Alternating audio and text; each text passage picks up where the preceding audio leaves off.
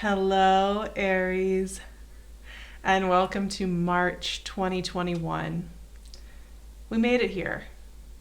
I think it's nice to just take a moment to acknowledge that we are here in this beautiful month. And I am very excited about March. I was pleasantly surprised when I actually took the time to sit down and look at the aspects, look at the energy, feel through the energy. This is a month that is marked by the beginning of Aries season, and the beginning of Aries season always comes with the equinox, that place in the year where, whether you're in the northern or the southern hemisphere, the light is somewhat even. A lot of us are in similar amounts of day and night. And it's a really great place. I'm a huge fan of equinox as a place of rebalancing, reharmonizing, assessing, taking a moment to honor your journey. And of course, this equinox is always intimate for Aries because it's also the beginning of your season. So happy birthday, Aries. You know how much I love you and your energy. You all light me up and inspire me in so many ways. And I always really look forward to Aries season every year because, and I think this year especially, we've had so much emphasis on other energies and on some of the heavy hitting subterranean energies that ask us to do work in these really uncomfortable parts of ourselves for quite a while now. And to have the sun move into Aries and to have this in the northern hemisphere spring equinox is a sense of coming back to playfulness. And that's actually one of the big messages I want to share with you about you moving through Pisces season, which is going to be a time to reset, rejuvenate, rest a little bit extra maybe, get some extra dreaming in, and then emerging like a spring flower into the light, into Aries season, into your playful modality. And that was the message that came forward for me. As we have energy moving into Aries, as we have, in the Western astrological calendar, this is kind of a new year in that system, right? It's the birth of something new. And that's so much about Aries being at the front lines of exploration and discovering and getting out there, right? Is to remember to be playful with it. Don't feel too heavy. Don't get too serious about your Ariesness and your ability to move forward. This month is a special month too because this is a month where all the energy is direct. There are no retrogrades at all in March. No planet is retrograde. Other than the true node of the moon, the north node of the moon is always going backward, but that's 100% of the time. All the planets are forward motion. We have nothing like eclipses or things like that are asking us to do that shadow review work. So this is about shining our light forward, right? And letting ourselves open up fully to the bigness of that path. And Aries specifically, it's very easy, sometimes, I should start shuffling here, to get into the mindset that, because all this energy's forward and this is my chance to get things done. And maybe because, there's energy moving into Aries, which includes the sun and Venus moving into Aries this month, that I just got to be very serious and force myself to get a whole bunch done. Play is going to be the way that you're going to get more done. So the lighter you can hold yourself, that the fun part of Aries for me is just there's an energetic quality of being able to, somebody throws an idea out and you're like, okay, yeah, let's see what we can do. Let's riff on that idea. Let's go for it. Let's see what's doing. There's not this kind of, I'll think about it maybe. There's always a willingness to explore.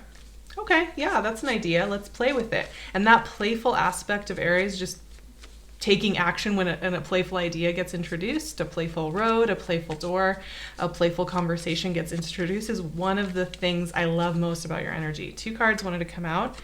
King of Cups, Queen of Swords. Other personalities hanging around here. So that's the big message. A card just flew across the floor. You get it?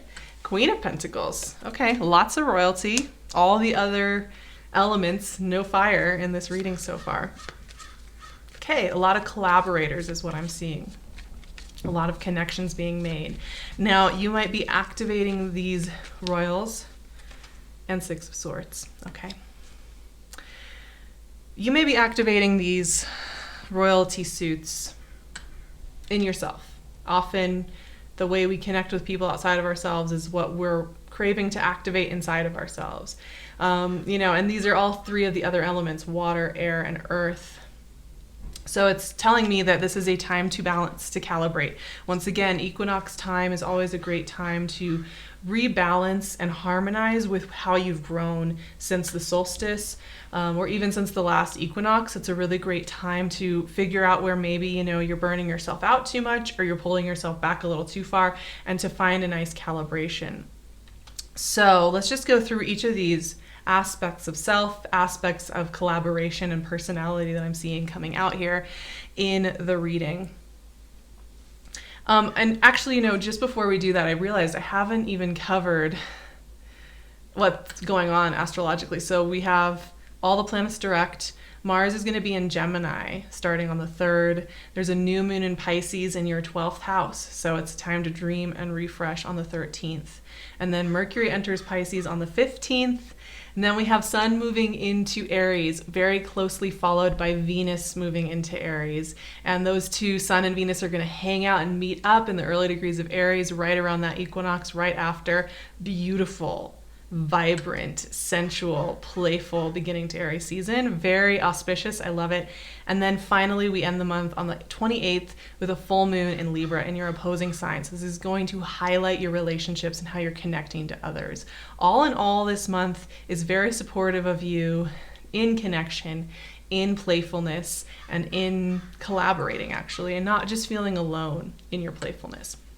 And that brings us back to these royals because, King of Cups is the emotionally mature aspect of life.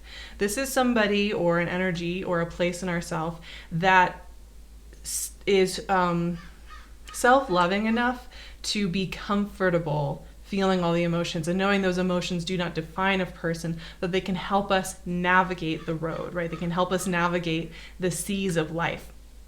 And so King of Cups is very powerful because this is about emotional authenticity, the vulnerability and the courage to be vulnerable that it requires to get connected with somebody, and knowing that it's not going to topple you over or turn you over. So you may find that you are being asked to be more vulnerable and emotionally flexible.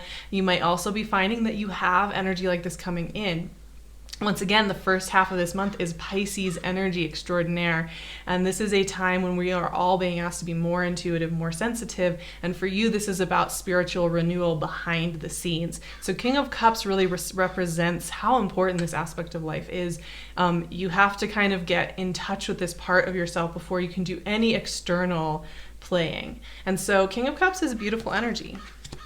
Now, it's very interesting, too, because I'm noticing something. These two queens right here specifically have a lot to do with healthy boundaries, healthy yeses and nos, healthy clearing away of what's no longer serving, and healthy building of roots that are serving. So we have the Queen of Swords often comes in when we need to get honest about something, when we need to get clear and direct about something.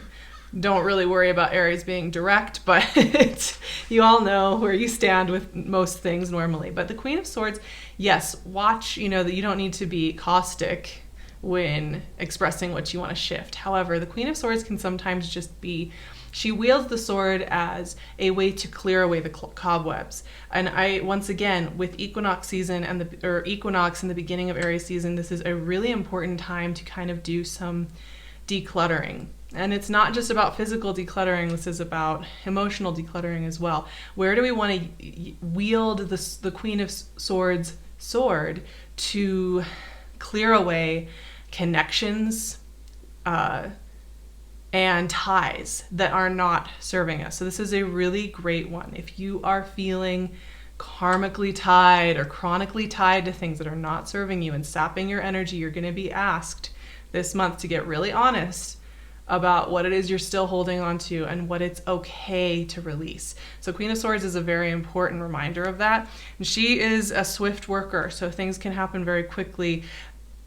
The other thing with Queen of Swords, just keep in mind, be impeccable with your word, which is part of the 4 Agreements. If you've not read that book, it's a great, great resource. Love it. Beautiful resource. Be impeccable with your word. You only need to say what you mean. You don't have to soften your words too much, and you don't have to add too much on, right? Just what do you really mean? What do you really want to say? So Queen of Swords comes with that caveat. Now the Queen of Pentacles is the other side of that boundary making, which is what do you want to invest in and nourish into? Because you're going to want to focus on that more. You have a lot of support here. All of these royals to me show me like there is this important decluttering, focusing in, getting really honest with your emotional needs, with your physical needs, with your desires, with what you want to build in life next, getting really honest about all those things and making the practical adjustments and the mental adjustments to welcome that in. And that's the thing. I think Pisces season, the way that it works this time of year, and I think I ride this wave with you all, even though I'm not Pisces or Aries, is that Pisces season allows us to access the dreams fully, go all the way outside of our cultural conditioning inside of ourselves, and re-access what it is that really lights us up. And then when we get into Aries season, we take the appropriate actions. And I'm seeing that here with these three. These are all versions of our internal parents as well. So these are healthy fathering, self-fathering, healthy self-mothering, which often has to do with, healthy boundaries, healthy limits, and then healthy commitment to what works for you. So there's a really strong theme here of that. And I don't think it's just about self-discipline. Once again, we're wanting to be playful with this. What is lighting your soul up? What is making you excited? If you have a tie to somebody maybe you were dating during the pandemic who was not showing up or who was really wishy-washy, or a tie to a project or a part of yourself or a routine that you really don't like it, but there's a narrative in your mind that says you have to keep doing it, this is a month to really look at it and let yourself acknowledge you're allowed to make shifts. And that's what Six of Swords is talking about as well. This is one of my favorite cards. I know it's often associated with kind of the bittersweetness of leaving behind something and like really having to choose to leave it behind. But there's everything is before the figure in the boat. She has had experiences and maybe sorrows and maybe even overwhelms and exhaustion, that yes, she's getting in that boat and everything is before her that she may still be processing. However, there is this openness. There is this creation of space for what is next.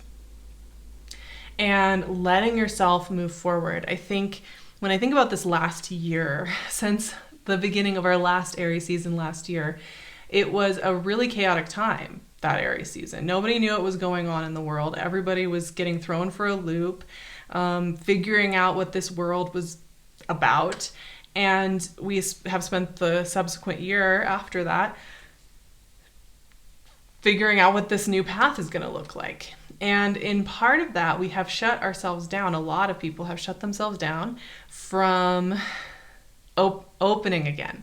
And so a lot of what I'm seeing here too is we want to have your self-parenting really strong so that you can feel safe enough to play and be open enough to go for what is next in your life. Because what I'm seeing here with these cards, and this is only the beginning of Aries season, we have so much more to cover in April, is that there is this those first 3 weeks of the month, there's going to be some house cleaning. There's going to be some really deliberate, clear messages coming your way that is just setting the stage for you to have so much fun playing in the majority of Aries season. Okay, I'm going to pull a final card for our conversation today from my Cosmic Tarot. It's a really unique deck. Strength. Love it. This is a Leo card. It's associated with Leo, the Strength card. Inner queen, right? Inner empowerment. Strength, as probably many of you know, is a card about sustaining something long term.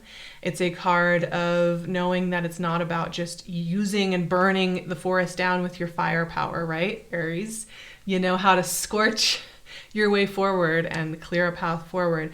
But strength is about a slow, low burn that really develops something beautiful over time. So one thing to keep in mind too, and this is, the rising sun, the majesty of the lion resting in between very intensive moments of action. There's a lot of themes here around you're building something it's going to take time to build into. That doesn't mean you have to like never do anything again or be inactive. There's plenty to do. There's plenty to adjust and play with right now. But just keep in mind that this is just the beginning of a much bigger process, and something that isn't about burning bright and fast and being done with in 3 weeks. This is about something that you can sustain and carry with you the rest of this year and into next year. So this birthday season, this time of cosmic renewal and rebalancing, is a really important time for you to get to hear what it is that you're being asked to sustain moving forward, to commit to moving forward.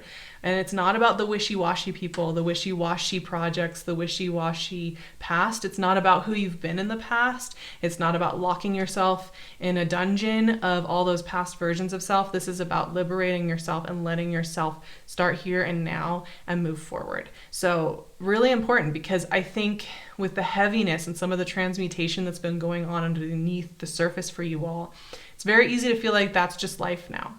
And part of this month is about remembering the playful side of yourself and letting yourself have it. Isn't that exciting? I love it. So I'm going to end this with saying, I wish you such a beautiful equinox, an amazing beginning to Aries season.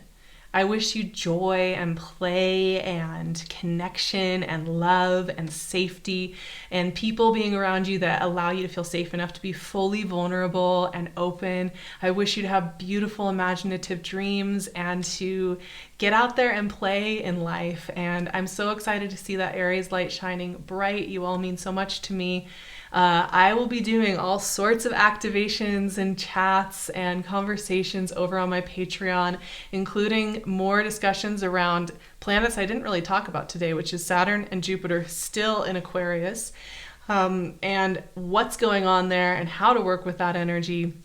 We do a ton, and I offer so many extra resources over there. So if you're looking for a little more community and connection, I'd love to see you there. You can also find PinkLune's gorgeous jewelry on her Etsy shop, and you can find me on my website, on my Instagram. I will leave all of those links in the description box. And I love you, Aries. Have a beautiful March, and I'll see you for more Aries season in April.